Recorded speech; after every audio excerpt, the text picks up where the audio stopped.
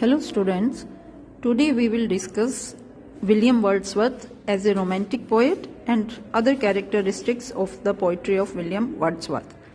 William Wordsworth was born in England in 1770. He worked with Samuel Taylor Coleridge on lyrical ballad, the collection which contained Wordsworth's Stinton Abbey introduced Romanticism to English poetry.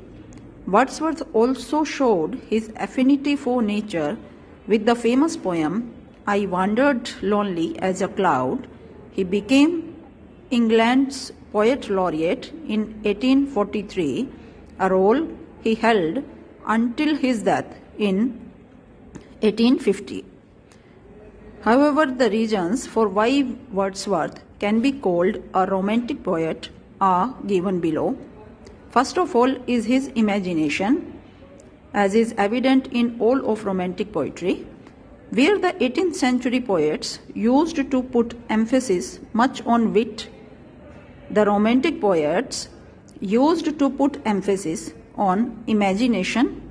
Wordsworth uses imagination so that the common things could be made to look strange and beautiful through the play of imagination.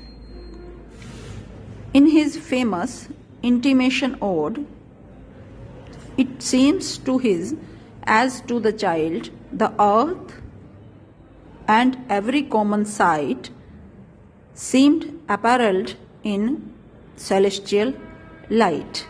His imagination is able to transport the reader into his make-believe world of imagination, that remarkable of, in fact, all romantic poets and especially particularly of William Wordsworth.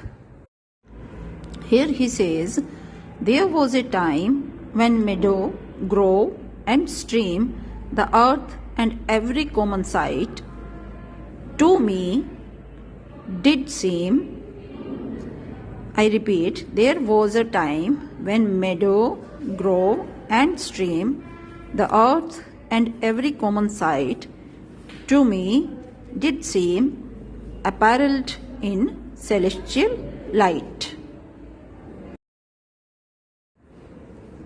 In the Ode Intimation of Immortality, we see his lyricism.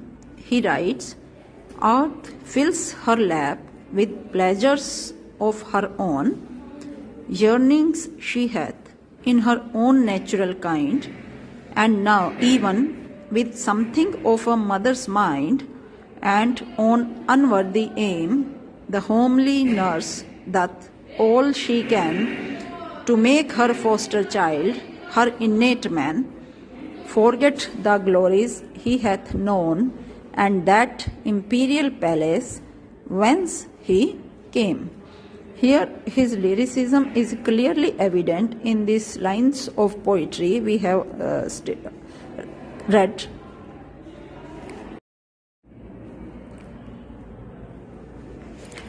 Wordsworth is especially regarded as a poet of nature. In most of the poems of Wordsworth, nature is constructed as both a healing entity and a teacher or moral guardian. Nature is considered in his poems as a living personality. He is a true worshipper of nature, nature's devotee or high priest, we can say. The critic Kazamiya says, to Wordsworth, nature appears is a formative influence superior to any other, the educator of senses or mind alike, the Shah in our hearts of the deep-laden seeds of our feelings and beliefs. He dwells with great satisfaction on the prospects of spending his time in groves and valleys and on the banks of streams that will lull him to rest with their soft murmur. In fact, nature for Wordsworth holds the place of God, for which he is ready to surrender himself. For Wordsworth, nature is a healer, and he ascribes healing properties to nature in Tintern Abbey. This is a fairly obvious conclusion drawn from his reference to tranquil restoration. Please notice this expression, tranquil restoration, that his memory of the way offered him in lonely rooms and amid the din of towns and cities. It is also evident in his admonition to Dorothy that she let her memory be as a dwelling place for all sweet sounds and harmonies. Oh, then, if solitude, or fear, or pain, or grief should be thy portion, with what healing thoughts of tender joy wilt thou remember me, and these my exhortations. Wordsworth very well says about nature, nature never did betray the heart that loved her. Wordsworth's poetry is marked by subjectivity. Subjectivity is the keynote of romantic poetry. Poetry is marked with subjectivity. In fact, subjectivity is the keynote of romantic poetry, as we are well aware of. He expresses his personal thoughts, through his personal thoughts, through his poems. He says that we can't see the poet's expression of emotion, which is known by the poet's experience childhood. Here he says that he cannot see the celestial light. Here he says which he used to see. He cannot celestial light. He says. Wordsworth says, "It is not now, as it hath been of yore. Turn wheresoever I may, by might or day, the things which I have seen, I now can see on more." His poetry is also remarkable for pantheism and mysticism we found in his poetry. Pantheism and mysticism are almost interrelated factors in the nature poetry of the Romantic period. Wordsworth conceives of a spiritual power running through all natural objects, the presence that disturbs me with the law of elevated thoughts, whose dwelling is the light of setting suns, the rolling oceans, the living air, the blue sky, and the mind of man.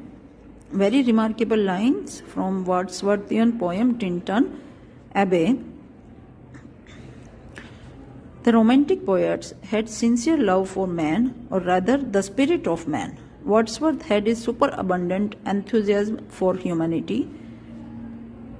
He was deeply interested in the simple village folk and the peasant who live in contact with nature. Wordsworth showed admiration for the ideals that inspired the French Revolution. Wordsworth was deeply influenced by the ideals of French Revolution. Emphasis in individual freedom is another semantic characteristic. Wordsworth laments for the loss of power, freedom, virtue of human soul. Wordsworth is famous for simple fiction, bereft of artificialities, falsity of emotion. His poetry is simple reading and very easy to understand. His lyrical ballad signifies his contention that poetry is the history or science of feelings. In the concluding part, it can be said that Wordsworth was a protagonist in the Romantic movement, which was at once a revolt and a revival. Both revolt and a revival. He shows the positive aspects of Romanticism with its emphasis on imagination, feeling, emotion, human dignity, and significance of nature. These were the characteristics that make him a true romantic by heart and soul, and that's why he is considered in literary canon as a romantic poet par excellence.